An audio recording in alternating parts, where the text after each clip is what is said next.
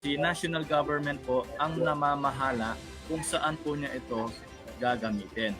Ngayon po, dahil sa Mandanas-Garcia ruling, ito pong 40% or 193.8 billion, mapupunta na po ito kay LGU at si LGU na po ang magde-decide kung saan niya po gagamitin itong 193.8 billion.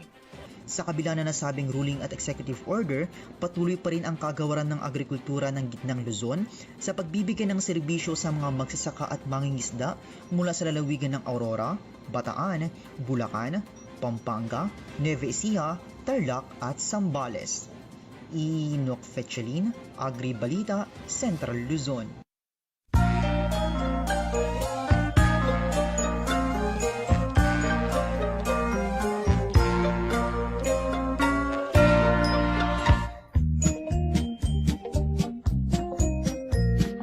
Magandang araw! Maya Payaldo, mga Bataenyo!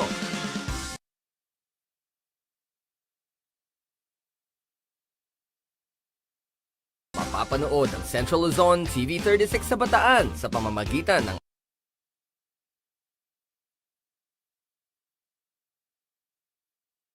ating cable partners. Mabuhay! Cable TV Company Analog Channel 71. Kaibigan, tutok lang sa Central Luzon TV 36.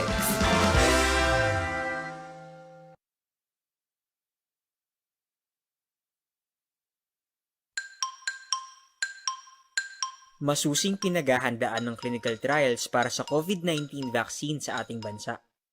Kasabay nito, ang pagsisikap natin na maibahagi sa mga tao ang tamang impormasyon tungkol dito. Matatanda ang sinimula naming ipaliwanag ang proseso ng clinical trials sa unang serye ng ating explainer videos. Kung hindi nyo pa ito napapanood, maaari nyo itong i-access gamit ang link na ito. Ngayon naman, dadako tayo sa regulatory stage o paano pinahihintulutang bilhin at gamitin ng bakuna sa COVID-19.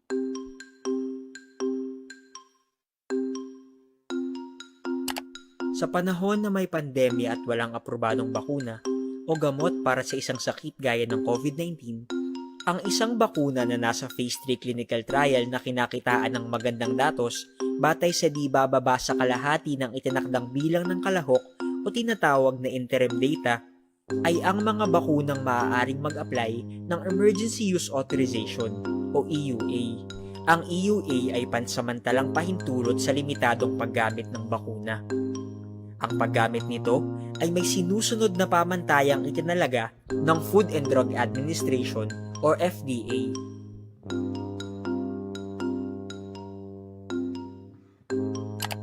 Bagamat mayroon ng mekanismo sa pagbibigay ng EUA, mahalagang ipagpatuloy pa rin ang pagsasagawa ng Phase 3 clinical trial ng mga bakuna. Sapagkat, una, mabibigyan lamang ng Certificate of Product Registration o pahintulot na maibenta sa publiko ang isang bakuna kung may kumpleto na itong datos ng Phase 3 clinical trial. At pangalawa, maaaring bawiin ng FDA ang EUA sakaling magkaroon ng tinatawag na serious adverse events bilang resulta ng pagbabakuna.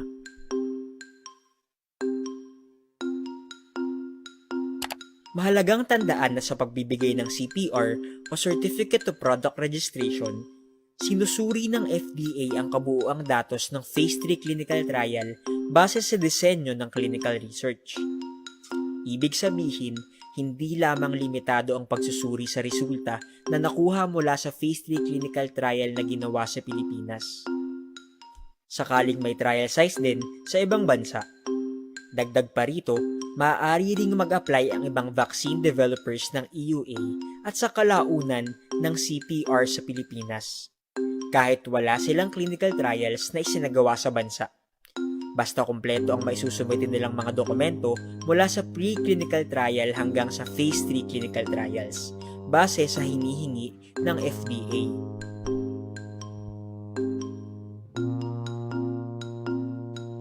Ang FDA lamang ang may kakayahang magbigay ng EUA at CPR sa bakuna. matapos nitong suriin ang mga resulta ng clinical trials upang siguruhin na ang bakuna ay ligtas at epektibo ayon sa nararapat na scientific standards. Patuloy tayong maging maalam at mapagmatsyag. Abangan ng iba pa naming updates tungkol sa COVID-19 vaccine trials sa official channels ng Department of Health at Department of Science and Technology. Res Bakuna, kasangga ng bida. Sama-sama tayo sa Bida Vaccination.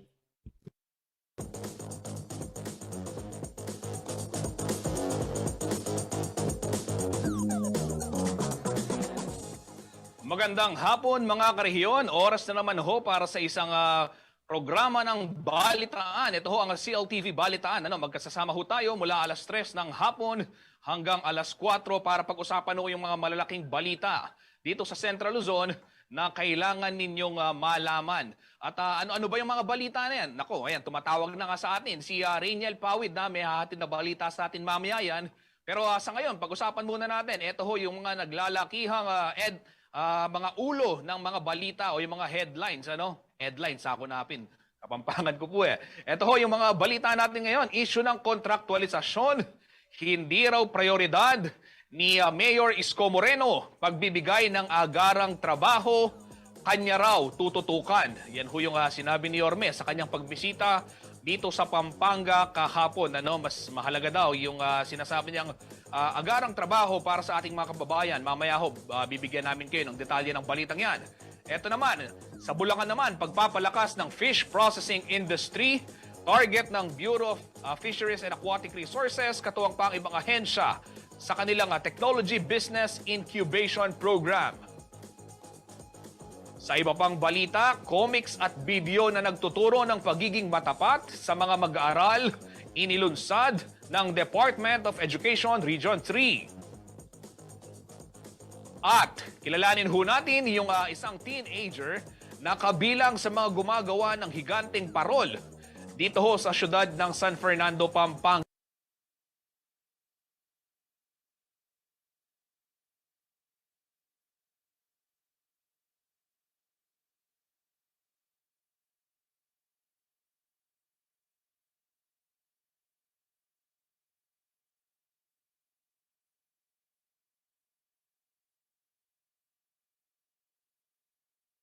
Ni Mayor Isko Moreno. Natanong ho kasi ang butihing alkalde at presidential aspirant nang siya ay bumisita dito ho sa lalawigan ng Pampanga, partikular na ho sa syudad ng San Fernando kung saan nagtungo ang kanyang team, kasama ho ang kanyang katandem sa pagka-vice presidente na si Vice Presidential Aspirant Dr. Willie Ong at iba pang mga senatorial candidates ho o senatorial aspirants kagaya ho ni Samira Gutok. At dito ho natanong si Mayor Isko, ano ang kanyang tindig sa usapin ng kontraktualisasyon dahil manggagawa ho yung mga pinuntahan niya eh. At ang sagot ho ng alkalde, tsaka na daw pag-usapan ang issue ng kontraktualisasyon, ang importante agad-agad, ora mismo, makapagbigay ng trabaho sa mga kababayan nating Pilipino dahil alam naman ho natin na lahat daw ay apektado ng pandemya. Narito ho ang detalye ng balitang yan.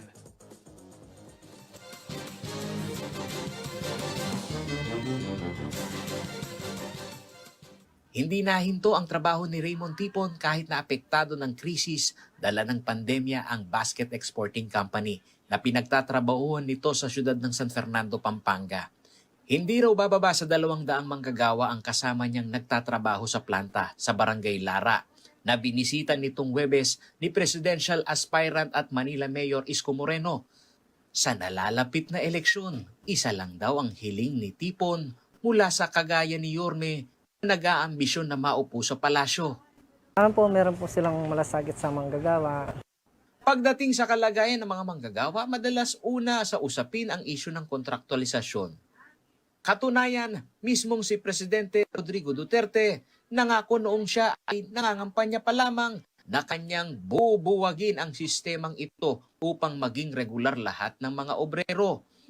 Pero matapos maghain batas ang Kongreso at Senado na wakasan ng endo, pinito ito ng Pangulo dahil mawawalan daw ng balance sa mga industriya at mailalagay ang mga negosyante at kapitalista sa alanganing sitwasyon. Pero kung si Manila Mayor Isko Moreno Dumagoso raw ang tatanungin tungkol sa endo, tsaka na muna raw problemahin ito. Ang mahalaga raw ang makapagbigay ng agarang trabaho sa mga Pilipino, lalo't nahaharap ang lahat sa krisis.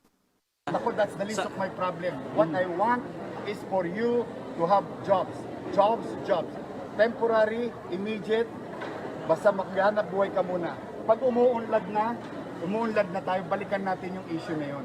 For now, we must find a way how to stimulate as government, to stimulate businesses so that they can sustain jobs. Sa pananaw ni Moreno, mas mabuti na raw na tanging ang malapit sa katotohanan lamang ang kanyang sabihin sa kampanya kaysa magbigay ng mga pangako na mapapako lang. Paulo G. Santos, CLTV News.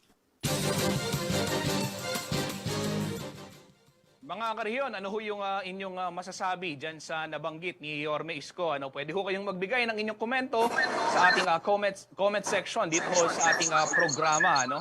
At ito naman, sa iba pang balita, ito ho, dahil nalalapit na ang Pasko, natural lamang na siyempre pag-usapan ho natin at hindi nawawala sa talakayan, ito ho mga higanting parol na pinagmamalaki ng aming syudad. Ako ho'y proud Fernandino ng syudad San Fernando.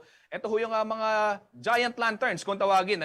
At itong nakilala ng ating kasamang si Jennifer Salenga ay isang teenager na kabilang ho doon sa team ng gumagawa ng giant lantern at hindi ho biro yung kanyang posisyon o parting ginagampanan na isa ho siyang rotor maker. Ano ho ba yung rotor? Yan ho yung mga bilog na malalaki na iniikot tuwing merong kompetisyon upang sa gayon magsagawa ng magandang play. Itong mga parol. Panoorin ho natin kung paano niya natutunan itong paggawa ng higanting parol at paano niya tinataguyod ang kultura nating mga Kapampangan sa report na ito.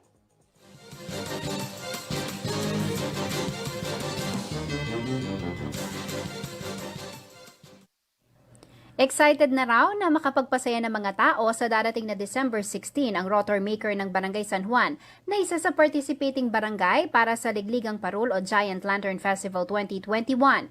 Hindi nga kumpletong Paskong Kapampangan kung wala ang festival na ito. At para ito'y maging posible, mahalaga ang team na bumubuo sa mga higanting parol. At ang nakatutuwa, maging mga kabataan aktibo upang panatilihing buhay ang tradisyon kung saan nakilala ang syudad San Fernando sa buong mundo. Isa na riyan ang rotor maker ng Barangay San Juan na si John Luigi Flores, na 19 na taong gulang lamang. Nabibilang si John Luigi sa pamilya Flores na kilala sa syudad sa paggawa ng mga higanting parol.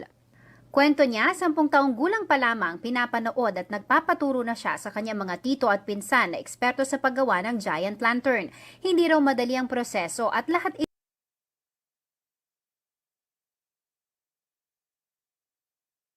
inaral niya. Literal na mahirap pero dahil sa kagustuhang matuto, siya na ngayon ang rotor maker ng kanilang parol. Sa una po, ginawa ko, naglilinis po muna po ako ng mga parol, nagkakabit po ng plexi, nagpuputol po ng mga cable. Yung po mga simpleng trabaho ng paggawa ng parol. Hanggang tumatanda po ako, tinuturuan po ako ng step by step, yung pahirap po ng pahirap. Hanggang ngayon, yung pag-electrical na po ng parol, pagguhit po ng sa rotor po. Gumugugol na mahigit 2 buwan bago mabuo ang parol mula sa disenyo, pagpintura ng bumbilya, paglalatag ng mga kable ng kuryente at marami pang iba. Pero ang pinakakomplikado, ang paggawa ng rotor. Ito ang malaking bilog na nakikitang nakasakay sa mga malalaking truck. Dito nakakonekta ang mga kuryente at iniikot upang mapasayaw at mapailaw ang higanting parol. Kwento ni Flores, 2 taon daw niya itong inaral. Sa katunayan, ang pagdisenyo ng rotor na rin daw ang kanyang ginawang libangan. Dahil nga po hindi naman po basta-bastang by number din po siya. Kasi pag-aaralan nyo po talaga kung ano yung number ng mga sa parol po. Yung role po ng rotor maker, kung ano po yung napapanood nyo sa TV, yung kung ano pong pag-iba-ibang kulay ng lantern po, yung ibang laro-laro niya po, kami po yung gumagawa doon. Kami po yung nagkakabit ng mga play po sa rotor po. Kailangan lang po ng sanayan sa paggawa ng parol. Abala na raw ang team ni Flores sa pagbuo ng kanilang higanting parol. Mas pinaganda rin daw nila ito ngayong taon.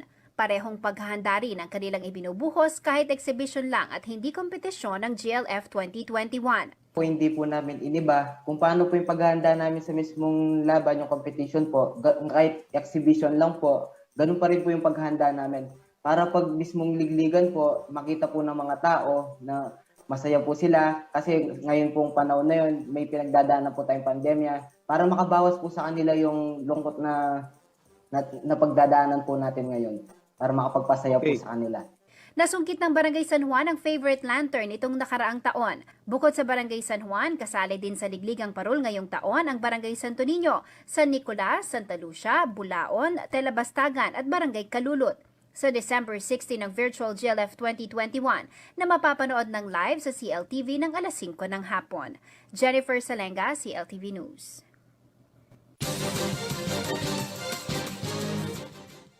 Ayan mga karehiyon, mamayang gabi po abangan ninyo dito sa CLTV News. Ito hong gagawing ceremonial lighting ng mga parol dito sa Siyudad San Fernando. Magaganap ho yan mamaya sa Heroes Hall at syempre ilalive ho natin yan sa ating programa. Tututukan ho yan ng ating kasamang si Paulo G. Santos. Kaya tumutok lamang ho kayo kung nais ninyong masaksihan itong mga naggagandahang parol San Fernando na sabay-sabay pa iilawan mamaya pong alas 6 ng gabi.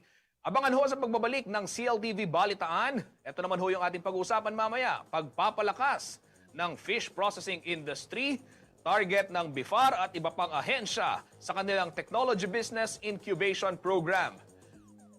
Comics at video na nagtuturo ng pagiging matapat sa pag-aaral, inilunsad ng Department of Education Region 3. At makakasama din ho natin mamaya si Rainiel Pawid na live ngayon na tumututok dyan sa may State of the City address ni Mayor Christy Angeles sa lungsod ho ng Tarlac.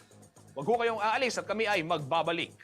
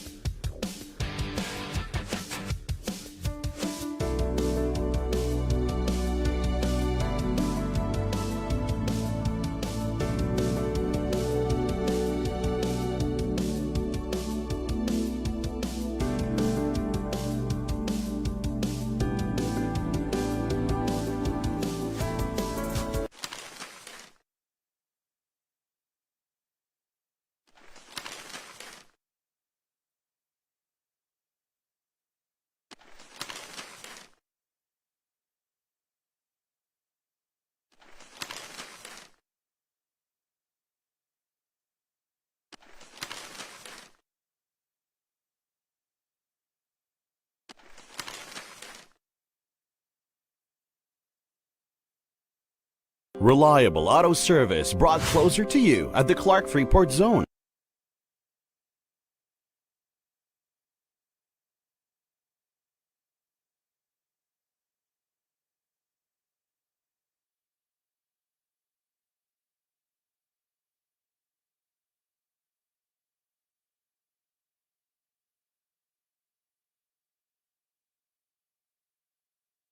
Center. Open Monday to Saturday from 8:30 a.m. Located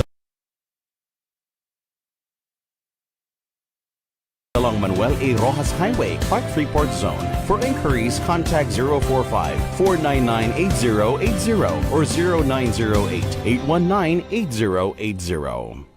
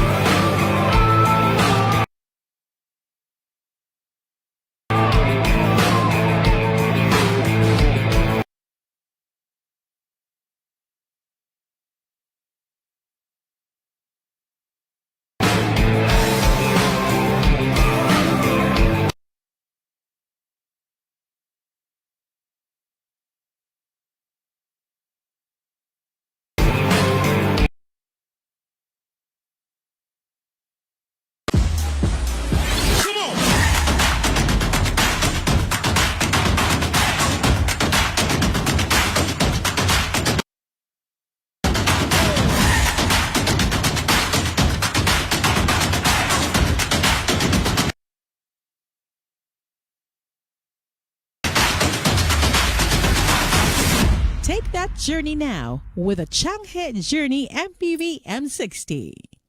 Changhe. Change your drive.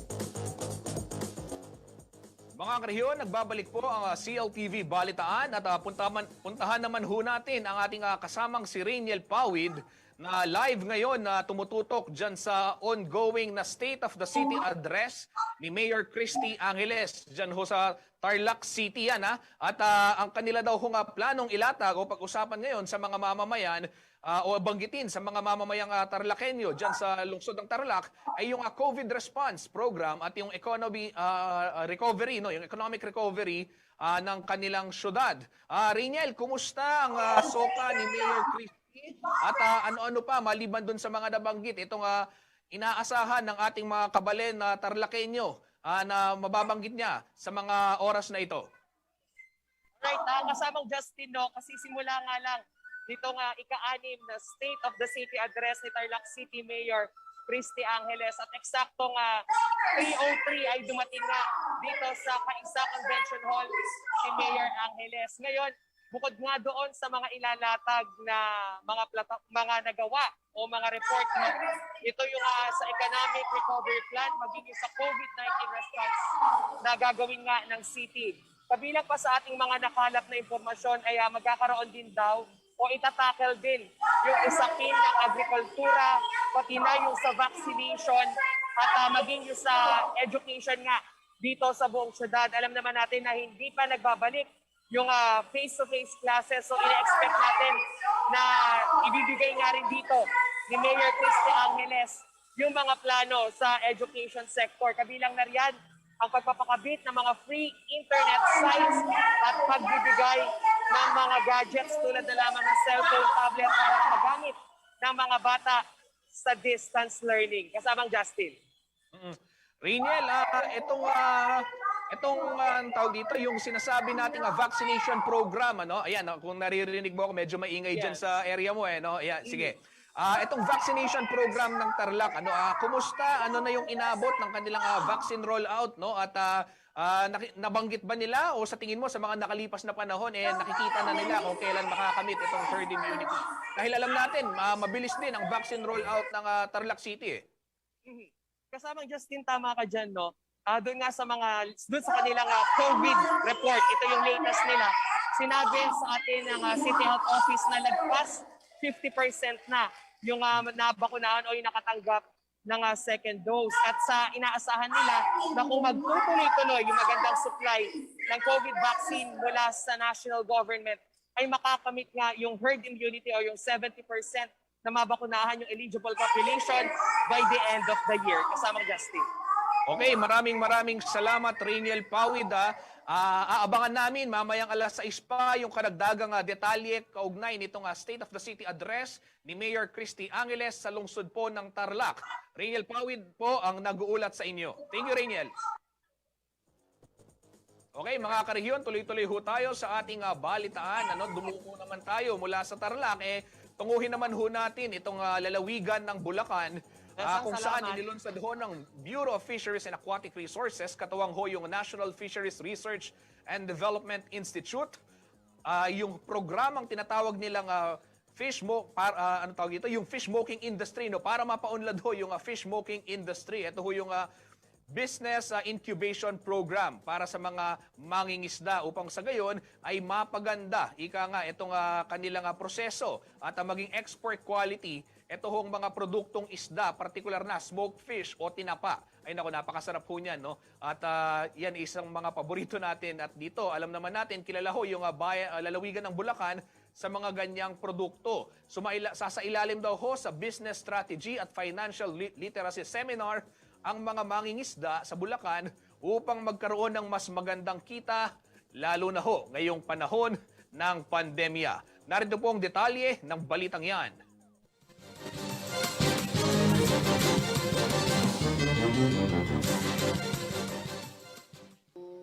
Labis ang pasasalamat ng mga mangingisda sa Paumbong, Bulacan dahil sa Technology Business Incubation o TBI program na inilunsad ng Bureau of Fisheries and Aquatic Resources.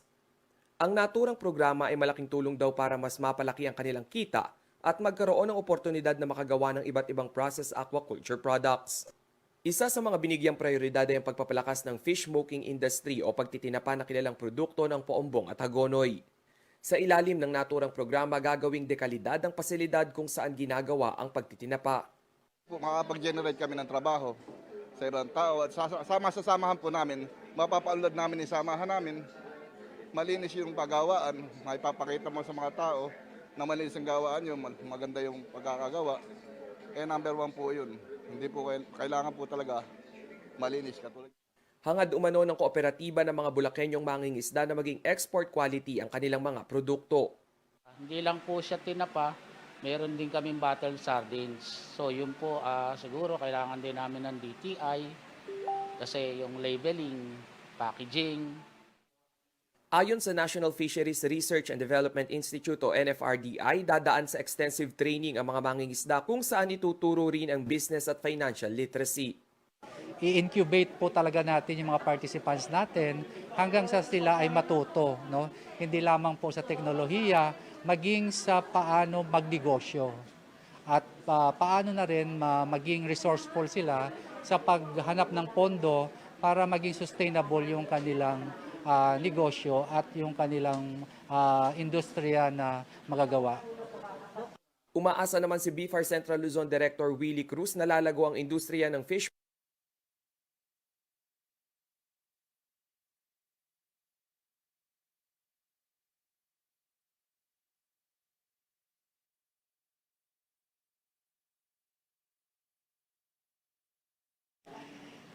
at yung ating Gracilaria, ito yung seaweeds na matagtagpuan dito sa Paumbong, Hagonoy, sa Bulacan.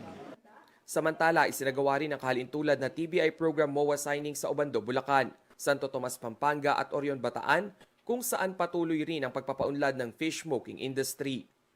Ang TBI program ay pinondohan ng Bureau of Agricultural Research. Rainiel Pawid, CLTV News. Sa iba pang mga balita, karehiyon, isa umano sa downside o problemang kinahaharap ng blended learning setup ay yung online kopyahan. Naku. Kaya naman ho ang Department of Education Region 3 puspusa ng pagsusulong ng kahalagahan ng academic honesty and integrity sa mga estudyante at kanilang mga magulang. Kaugnay nito, ilang locally developed information, education, communication o IEC materials ang inilabas ng kagawaran upang maggabayan ng tama ang mga mag-aaral. Kung ano ho ang mga ito, alamin ho natin sa ulat ni Jennifer Salenga.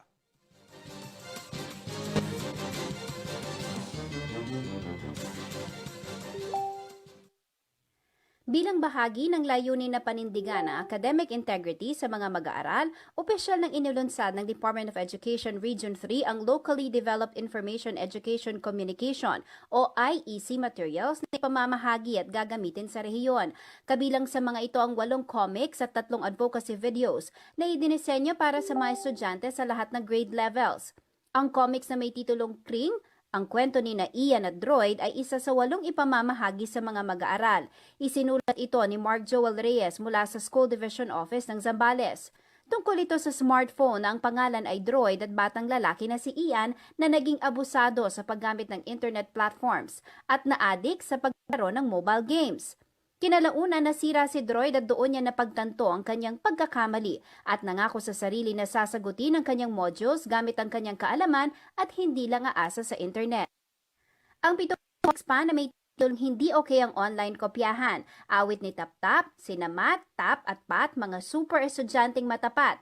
Ang sagot sa problema ni Kaloy, mali pala ang mangopya, ang sikreto ni Lito at si Kara, si Raya at ang matabat na bata ay tumatalak din sa mga sitwasyong hinaharap ng mga mag-aaral sa edukasyon ngayong pandemya. Kabilang dito ang hindi pagiging tapat sa pagsagot at pangungopya na hindi dapat tularan. Sa bawat kwento, may aral na mapupulot ang mga mag-aaral. Samantala, ang 3 advocacy videos naman ay produce ng San Fernando Elementary School Special TV Production Team. Tinalakay naman dito ang mga senaryo na nagpapakita sa isang estudyante na nagdesisyong maging tapat sa pagsagot ng kanyang modules, isang magulang na piniling huwag tangkilikin ng pangungopya at isang guro na nagpapaliwanag sa isang magulang kung paano i-compute ang grade sa ilalim ng distance learning modality. Maaring mabasa at ma-download ang mga IEC materials na ito sa official website ng DepEd Regional Office. Jennifer Salenga, CLTV News. Ayan, napakaganda ho ng kampanya ng Department of Education Central Luzon, no? Yung pagsusulong ho ng katapatan sa mga mag-aaral. Alam niyo ho, napaka-importante na sa murang edad matutunan ho ng ating mga kabataan, yung mga estudyante, no? Yung value of honesty, no? At kung paano nila gagawing tapat o ika nga walang halong daya yung kanilang mga kailangan gawin, yung kanilang mga task, no? Upang sa ganun, paglaki ho nila, mas magiging maayos ho yung ika nga, magiging mas matapat silang mga mamamayan ng ating bansa na alam naman ho natin, yan ho yung mga kailangan natin, lalong-lalo na sa panahon ngayon. At syempre, yung pag-aaral naman ho, gaya nga ho ng lagi ko sinasabi, ako ho, bilang isang guro rin, sa aking mga estudyante, babahagi ko ho sa inyo, hindi naman ganun ka-importante ang grado, no? Mas importante para sa akin ho, yung natututo din yung mga bata, kaya kung kokopyahin nyo lang sa Google itong mga sagot sa module o dun sa ibang mga asignatura, naku, medyo kawawa ho naman yung mga bata, hindi rin matututo. Kaisa ho kami ng DepEd sa kanilang programa sa pagsusulong ng academic integrity, no, at matapat na pag-aaral ngayong panahon ng pandemya. Ito ho mga kabalan, bago ho tayo mag-break, tingnan muna ho natin yung iba't ibang kaso naman o yung COVID-19 cases sa iba't ibang lalawigan at syudad, bayan dito sa ating rehiyon Central Luzon.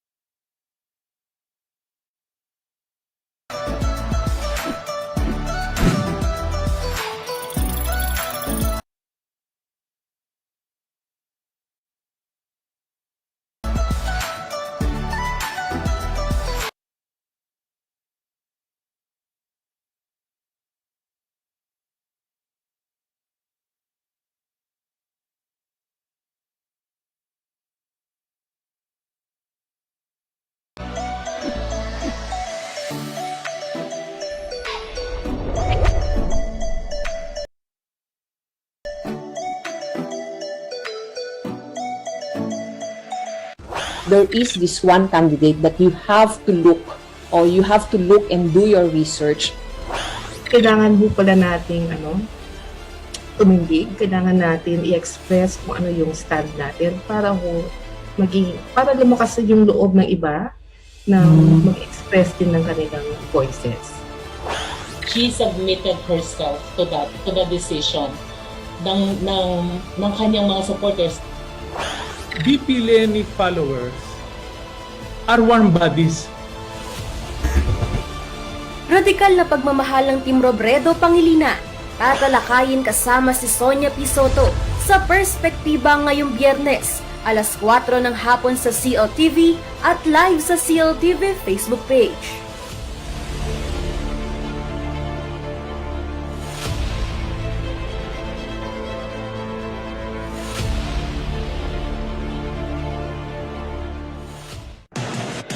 Take full advantage of the power of TV and digital media when you advertise with CLTV.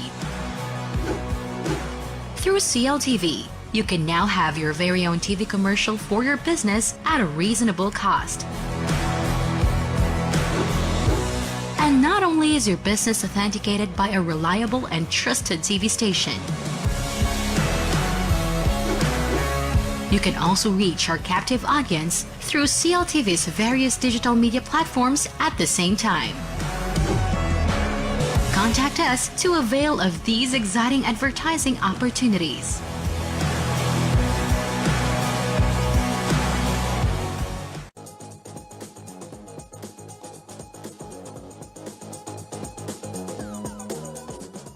Nagbabalik po ang CLTV Balitaan, mga karehiyon, sa iba pang detalye ng mga maiinit na balita ngayong hapon. Mula sa mga kinita sa pagtitinda ng samot-saring halaman online, namili ng grocery packs ang isang certified plantita mula sa City of San Fernando, Pampanga para ipamahagi sa mga batang Fernandino. Maganda ho yan, at siguro magaganda rin yung mga tindang halaman. Paano kaya makakabili?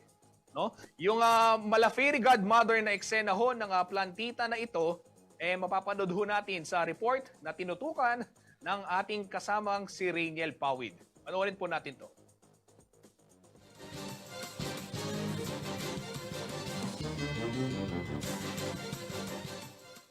Nang malimitahan ang galaw ng tao dahil sa pandemya, isa sa mga pangunahing apektado ay ang mga bata. Ang dati-rating maghapong laro sa kalye o simpleng pakikisalamuha sa kapwa bata, lahat ay limitado na. Kaya naman ng certified plantita na si Teacher Mary Ann Biliwang, muling naisipang ilunsad ang kanyang puso sa Paso Project. Dito ay nag-online selling ng mga halaman si Teacher Mary at tuwing araw ng kanyang kaarawan ay bumibili siya ng gatas at pagkain ng mga bata. Pero ngayong taon ay mas ni-level up pa ni Teacher Mary ang pamamahagi ng ayuda. Bukod sa sinigurong negative siya at ang kanyang team sa COVID-19, nagbihis pa sila ng mala fairy godmother at personal na inihatid ang mga ayuda pack sa mga bata. Una nilang destinasyon ay ang Barangay Alasas at Barangay Bulaon. Sa kabuuan ay 160 na bata ang nakatanggap ng laruan at pagkain. Sa kabilang banda, namamahagi rin ng bigas, frozen goods at mga delata sila Teacher Mary sa mahigit 50 pamilya. Umaasa siyang sa kanyang maliit na kawang gawa ay malaking tulong para sa kanyang kapwa. Para sa mga nais makimain at suportahan ang advokasya ni Teacher Mary, maaaring bisitahin ang kanyang Facebook page na MW Online Shop Garden Center. Angelica Cara, CLTV News. Ito ho, magandang balita naman para sa mga kabalen natin dyan sa lungsod ng Angeles. Kabilang na rin kasi sa tatanggap ng bakuna kontra COVID-19 sa susunod na linggo ho yan, November 5 po magsisimula, ito hong mga 12 hanggang 17 taong gulang na individual. At according ho kay Mayor Carmelo Pogi Lasatin Jr., target ho nilang mabigyan ng first dose ang lahat ng mga nabibilang sa nasabing age bracket sa loob lamang ho ng 10 araw. Narito hong detalye ng balitang yan.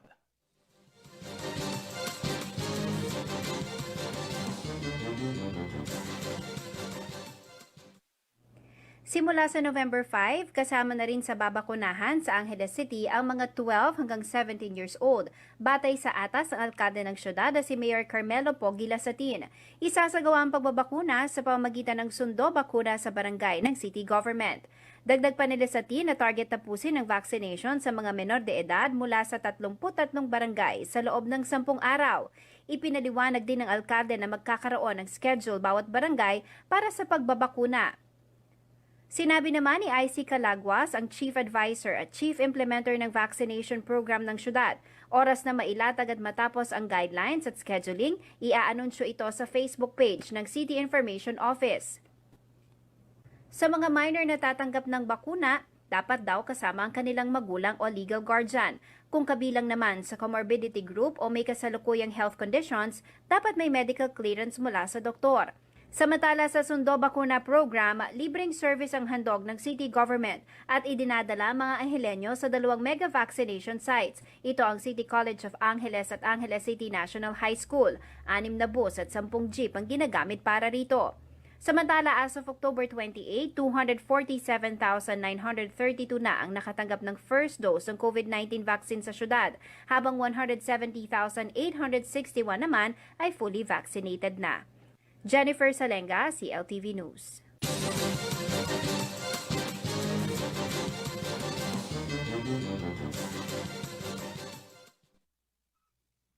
Silipin naman ho natin ang iba pang mga COVID updates sa ibang lungsod dito sa Central Luzon.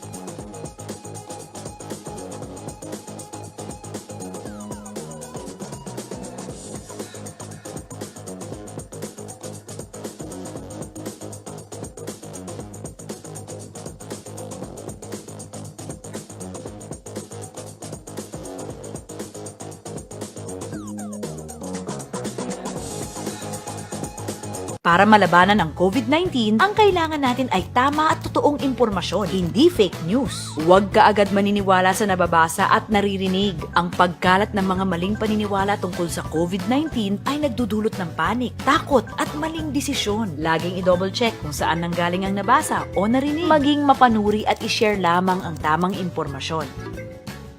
Sa wastong pag-iingat, ang virus hindi kakalat. COVID-19, kayang-kaya nating tapusin.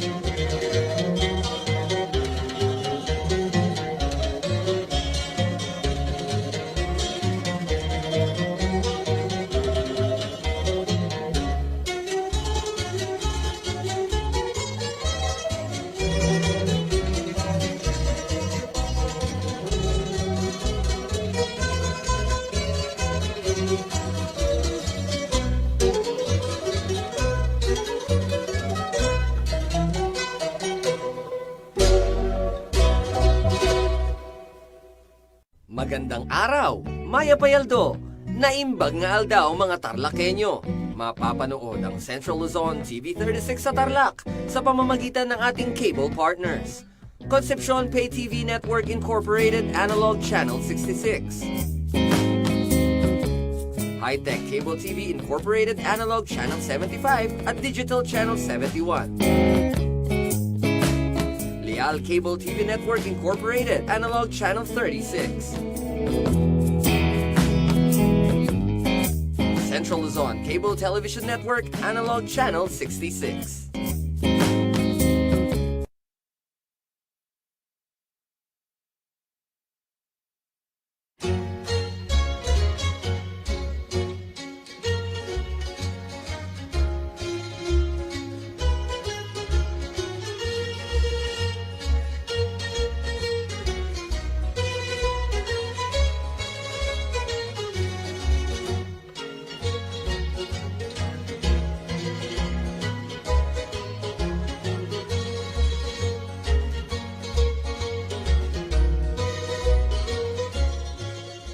Magandang araw!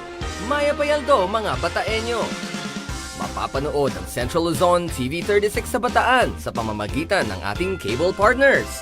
Mabuhay Cable TV Analog Channel 57. Bataan Space Cable Network Analog Channel 43. Central Luzon Cable Television Network Analog Channel 75. Analog Channel 66. At Digital Channel 36. Malasimbu Cable TV Corporation Analog Channel 41. Hermosa Cable TV Company Analog Channel 71. Kaibigan, tutok lang sa Central Luzon TV 36. Narito ang mga COVID-19 hotlines ng Central Luzon.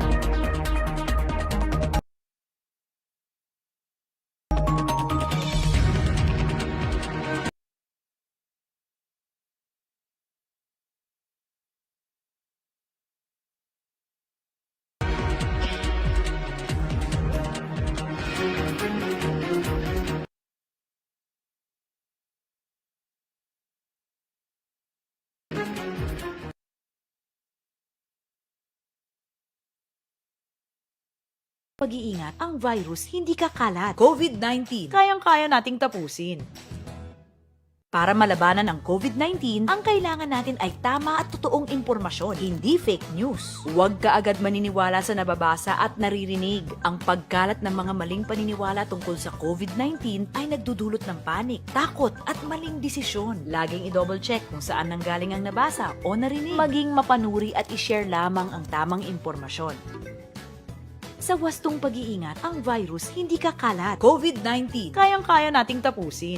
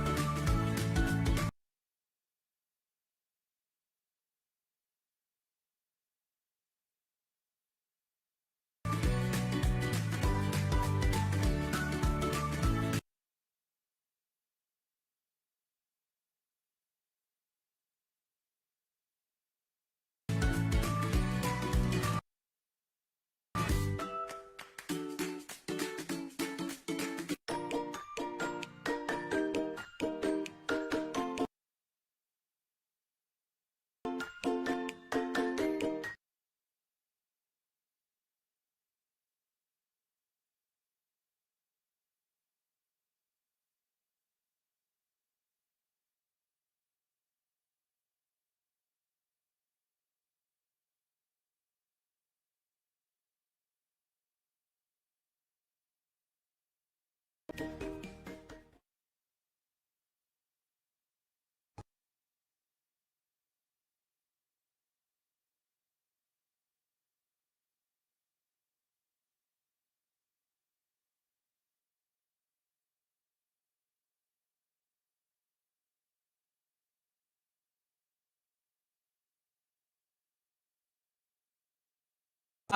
syempre nanonood din ho si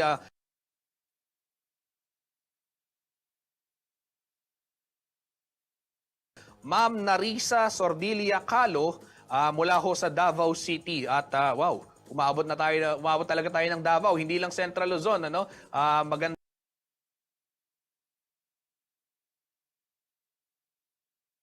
ang hapon sa inyo, ma'am, at mag-iingat ho.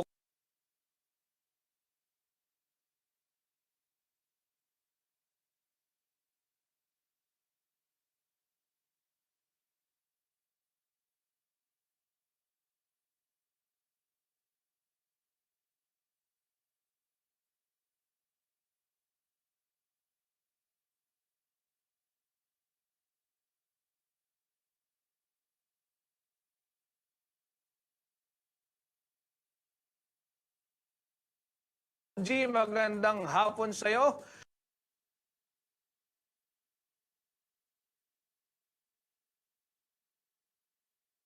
Ano yung latest at ano yung mga nakalap mong impormasyon batay dyan sa ipinadalang sumbong dito sa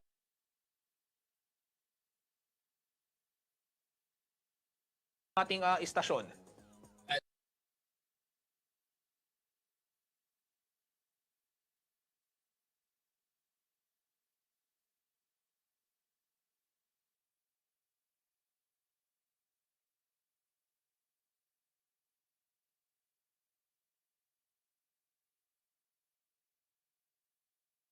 Simon, Pampanga. At ang pangyayari ho,